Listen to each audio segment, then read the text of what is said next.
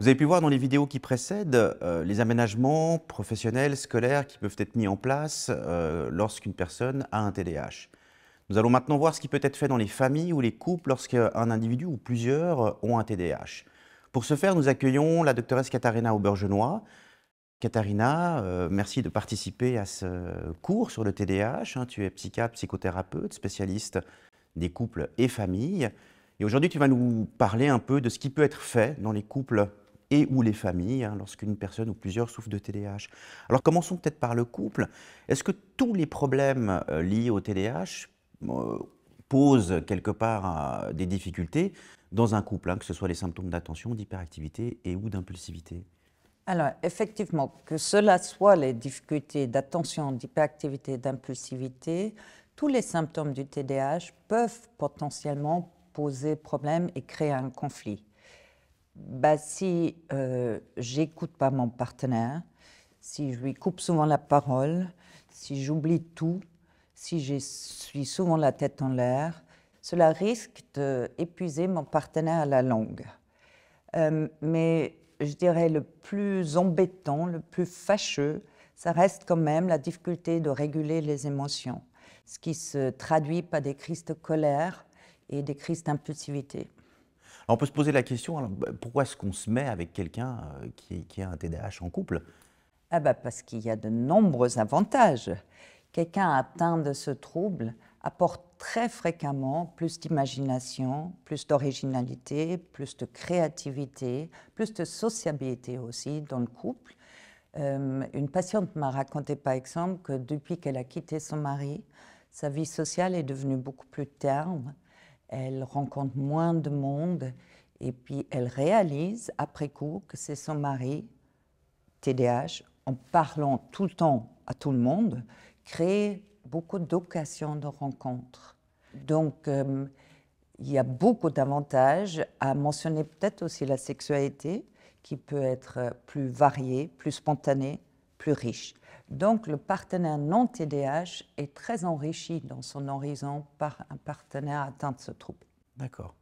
Et donc, qu'est-ce qui peut être fait? Enfin, imaginons qu'on ait un partenaire qui a un TDAH. Alors, qu'est-ce qu'on peut faire dans le couple quand un des deux souffre de TDAH? Il faut que le couple collabore. Et ça demande un certain arrangement. Il faut que le thérapeute du patient invite le partenaire non atteint de ce trouble pour lui expliquer bien, d'une manière un peu psychoéducative, les symptômes qui peuvent apparaître et la souffrance qui est associée. Sans cette prise de conscience, les gens vont prendre, par exemple, les partenaires vont prendre, par exemple, un symptôme impulsif comme un affront intentionnel ou un manque d'amour envers le partenaire. Donc, je dirais, première chose à faire, c'est vraiment créer une collaboration entre les partenaires. D'accord. Et puis, il y avait également le fait qu'il ne faudrait pas attribuer tous les symptômes du TDAH aux problèmes de couple et faire la distinction des deux. C'est juste? Tout à fait. Donc, cette prise de conscience, elle aide à faire le tri entre ce qui appartient aux symptômes du TDAH et ce qui ne l'est pas. Parce qu'il y a un risque, effectivement, observé, c'est dès qu'un diagnostic TDAH est posé, fréquemment, tout comportement est excusé par ce diagnostic et on voit une déresponsabilisation du patient de son comportement. Donc, je dirais cette collaboration est importante aussi pour justement pouvoir faire le tri. Le partenaire non atteint de TDAH doit aussi faire une prise de conscience quel mécanisme il a mis en place pour contrer ces symptômes, mais qui peuvent amplifier même ou alors entretenir les symptômes du patient. Et cette prise de conscience est vraiment un levier de changement hautement efficace. Parfois, on voit dans notre collaboration, parfois il est même nécessaire ou bénéfique de faire appel à un thérapeute de couple pour faire ce tri avec une certaine bienveillance et une certaine guidance. Parce qu'à quel moment on fait appel à un thérapeute de couple? Dans ces cas, je dirais c'est quand vraiment la façon d'être ensemble, les patterns relationnels sont devenus rigidifiés et les disputes deviennent de plus en plus fréquentes et prévisibles. Et là, il peut être très utile. Le thérapeute peut aussi aider à identifier les symptômes, mais aussi aider le couple à trouver des stratégies pour faire face aux comportements difficiles. D'accord. Je dirais aussi, c'est aussi toujours très bénéfique de reconnaître les efforts faits par l'un et par l'autre, de garder une bienveillance et de vraiment axer sur ce sentiment de collaboration de l'équipe et puis de... oui. Oui. Donc le mot-clé, c'est collaboration, hein, en gros. Collaboration, Donc avec j'imagine prise de collaboration dans le conscience. couple et collaboration dans la famille. Alors parlons peut-être des enfants. Qu'est-ce qui peut être fait lorsqu'on a un enfant qui finalement, qui dans une famille souffre de TDAH? Oui. De nouveau, le mot d'ordre pour débuter, je dirais, c'est des séances de psychoéducation, mais qui doivent impérativement inclure tous les membres de la famille, pas seulement les parents et l'enfant atteint, mais aussi surtout la fratrie, pour qu'ils puissent mieux comprendre leurs frères et leurs sœurs. Donc, les enfants, la fratrie doit aussi trouver un espace pour parler des difficultés rencontrées dans la relation, soit avec un parent atteint de TDAH, soit avec un frère ou une sœur. Oui.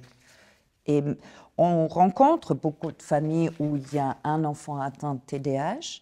Il n'est pas rare qu'un parent est également atteint et du coup, l'exigence de gérer un enfant TDAH, car c'est une exigence, est encore plus élevée. Mais si on regarde les familles qui réussissent bien, on peut en déduire un peu les ingrédients, si tu veux, nécessaires pour y arriver. Eh bien, ces familles, ils ont accepté ce diagnostic, ce qui n'est pas une mince affaire, ils ont accepté. Ils utilisent beaucoup d'humour entre eux et puis ils se concentrent vraiment sur la reconnaissance des efforts positifs et des petites réussites de l'enfant plutôt que s'arrêter sur ses échecs. Et donc j'imagine ne pas punir, évidemment.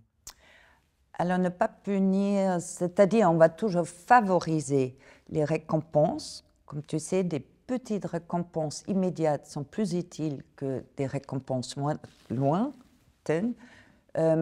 Et puis effectivement, tout encouragement s'avère beaucoup plus utile que les punitions. Mais pour ça, les parents doivent se mettre ensemble dans une équipe parentale efficace, idéalement, et puis se mettre d'accord sur les conséquences d'un comportement qu'ils souhaitent de voir disparaître.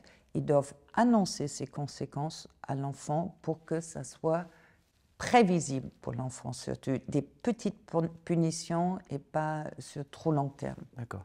Et j'avais vu également qu'il était important, hein, si tu me corrigeras si j'ai tort, mais d'instaurer des routines, Oui. qu'il y ait un cadre qui n'est pas strict, mais où l'enfant puisse se retrouver et qu'il ait une idée un peu de la journée, à quelle Tout heure à je vais fait. dormir, à quelle heure je me lève. Tout à fait. Donc ça, c'est vraiment un autre ingrédient pour que la vie de famille soit le plus harmonieuse possible, c'est de structurer l'environnement et de mettre des routines dans la vie quotidienne. Donc effectivement, à quel moment on mange, à quel moment on se couche, à quel moment on se brosse les dents, quelles sont les tâches ménagères pour l'enfant. Il faut que ça soit très prévisible. La communication dans ces familles est également essentielle. Il faut avoir une communication claire et précise. Il faut donner une seule information à la fois, idéalement rester en contact visuel avec l'enfant et éviter tout débordement dans la communication. Oui. Et je rajouterais juste ici de faire attention aux écrans, hein. On sait que les écrans sont très problématiques Ça, dans dans la famille. n'importe quelle famille, mais particulièrement dans les familles où il y a un enfant atteint de TDAH, il faut vraiment donner des règles très claires sur l'utilisation des écrans, combien de temps, à quel rythme, etc. Ce qui s'avère aussi très utile, c'est de structurer le quotidien avec un enfant, d'ailleurs avec un partenaire aussi, en mettant des aides visuelles comme le planning de la semaine collé sur le frigo, des post-it de liste à faire, une boîte où on pose les clés ou le téléphone pour pas devoir le chercher. Toutes ces petites aides sont extrêmement précieuses et soulagent la vie de famille.